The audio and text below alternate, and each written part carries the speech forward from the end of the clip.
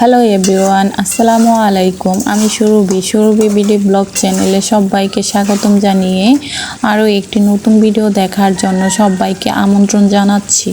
কাছে দূরে দেশ এবং দেশের বাইরে যে যেখান থেকে আমার ভিডিওগুলো দেখছেন, আশা করছি আল্লাহর রহমতে সবাই খুব বেশি ভালো আছেন, সুস্থ আছেন। আমিও আলহামদুলিল্লাহ অনেক ভালো আছি।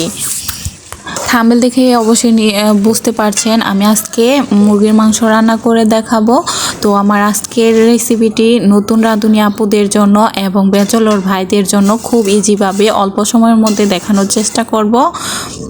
তো আমাকে একজন ভাইয়া কমেন্ট করেছিল যে আপু ব্যাচেলরদের জন্য কোনো রান্না দেন, তো সেই ভাইয়ার জন্য খুব ইজিভাবে রান্নাটা দিলাম।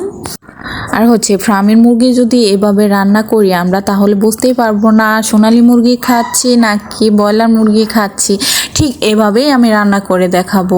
তো রান্নাটা করার জন্য আমি চুলায় একটি কড়াই বসিয়ে তেল দিয়ে গরম করে নিয়েছি। আর এর মধ্যে দিয়ে দিলাম 3টা সাদা এলাচ, 3-4টা দারচিনি আর 3টা লবঙ্গ, আর দিয়ে দিলাম পেঁয়াজ কুচি আর 2টা মতো তেজপাতা আমি এভাবে কিউব করে ছোট ছোট করে কেটে দিয়েছি। আর পেঁয়াজ কুচি কাঁচামরিচ কুচি দিয়ে দিলাম। এগুলো আমি খুব ভালোভাবে একটু ভেজে নেব। তো এগুলো 1 মিনিটের মতো ভেজে নেওয়ার পর আমি এখানে দিয়ে দিলাম 1 চা চামচ পরিমাণ আদা বাটা। আর এগুলো ঢাকনা দিয়ে একটু ঢেকেও দিলাম যাতে করে রান্নাঘরে তেল ছিটে না যায়, যেমন কাস্টে হয়ে যায়। আর দিয়ে দিলাম 2 চা চামচ পরিমাণ রসুন আর পেঁয়াজ বাটা দিয়ে নেড়ে চেড়ে একটু ভেজে নেওয়ার পর এর মধ্যে দিয়ে দিলাম 1 চা চামচ পরিমাণ মরিচের গুঁড়া। আর দিয়ে দিলাম 2 চা চামচের মতোই, প্রায় একটু কম, হলুদের গুঁড়া। আর দিয়ে দিলাম 1 চা চামচ ধনিয়া গুঁড়া। আর দিয়ে দিলাম এখানে 1 চা চামচ পরিমাণ জিরা গুঁড়া। আর একটু অল্প পানি দিয়ে দিলাম যাতে করে মশলাটা না পুড়ে যায়। এখন আমি এর মধ্যে দিয়ে দেব স্বাদ মতো লবণ। এবার আমি মশলাগুলোকে খুব ভালোভাবে কষিয়ে নেব। মশলাটা যত বেশি কষানো হবে রান্নার টেস্টটা কিন্তু ততটাই বেড়ে যাবে। তো মশলাটা 2-3 মিনিটের মতো ভালো করে কষিয়ে নেওয়ার পর যখন তেল ভেসে আসছে তখন আমি এর মধ্যে দিয়ে দিলাম মুরগির মাংস আর আলু। একটু আলুর পরিমাণটা বেশি দিয়েছি, কারণটা আলু আমার খুবই পছন্দ। দেখা যায় যে মাংসর সাথে আলু দিয়ে রান্না করলে মাংসটা থেকেই যায়, আলুটা শেষ হয়ে যায়। কারণটা আলু আমি অনেকটাই পছন্দ করি।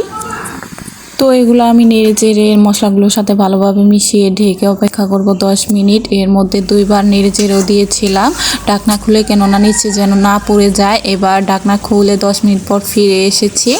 আর এর মধ্যে দিয়ে দিলাম একটা টমেটো কুচি। আমি কাঁচামরিচের পরিমাণটা একটু বেশি দিয়েছিলাম যাতে করে মনে হচ্ছিল যে ঝাল হবে। আমি ঝাল একদমই খেতে পছন্দ করি না, তার জন্য দিয়ে দিলাম। আর এর মধ্যে ঢেকে আবারও আমি কষিয়ে নিলাম মুরগির মাংসটা।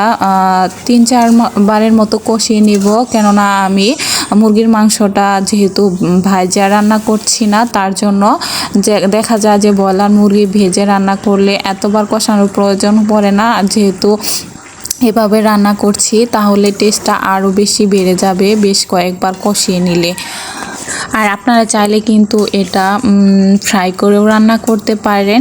আর এগুলো আমি খুব সহজভাবে দেখানোর, অল্প সময়ের মধ্যে দেখানোর চেষ্টা করেছি, তাই আমি এটা ফ্রাই করব না। আর এটি খুব ইজিভাবে দেখানোর চেষ্টা করেছি। এর মধ্যে আমি ঢাকনা খুলে কিছুটা ঝোল অ্যাড করে দিয়েছি।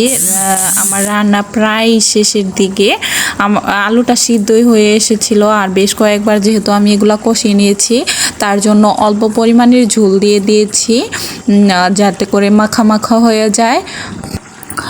আর বন্ধুরা, আমার রেসিপিগুলো বা আমার ব্লগ ভিডিওগুলো যদি তোমাদের কাছে কোনো অংশ ভালো লেগে যায় তাহলে আমার চ্যানেলটি সাবস্ক্রাইব করে পাশে থাকা বেল আইকনে ক্লিক করে দিবে, যাতে করে আমি কোনো ভিডিও ছাড়া মাত্র তোমাদের কাছে নোটিফিকেশন চলে যায়। আর আমার ভিডিওটি কন্টিনিউ করবে, লাইক কমেন্ট শেয়ার অবশ্যই করবে। আর হচ্ছে ঝোলটা অ্যাড করার পর আমি এটা মিডিয়াম থেকে হাই হিটে 3-4 মিনিটের মতো রান্না করে ঝোলটা শুকিয়ে নিলাম। ঝোল ঝোল ভালোই লাগে না, মাখানো মাখানো যেন হয় তরকারিটা, এজন্য। আর 2-3 মিনিট হাই হিটে রান্না করার পর আমার ঝোলটা যখন এরকম পর্যায়ে চলে এসেছে তখন আমি চুলাটা বন্ধ করে দেব। আর আমার আজকের রেসিপিটি তোমাদের কাছে কেমন লেগেছে অবশ্যই তা কমেন্ট বক্সে জানাবে, একটি লাইক দিতে অবশ্যই ভুলো না। আর আমার চ্যানেলটি অবশ্যই সাবস্ক্রাইব করে দিয়ে যাবে যারা নতুন দেখছো। আর যারা যে সকল আপুরা এবং পুরনো বন্ধুরা এই কাজটা আগে থেকে করে দিয়েছো তাদেরকেও অসংখ্য অসংখ্য ধন্যবাদ।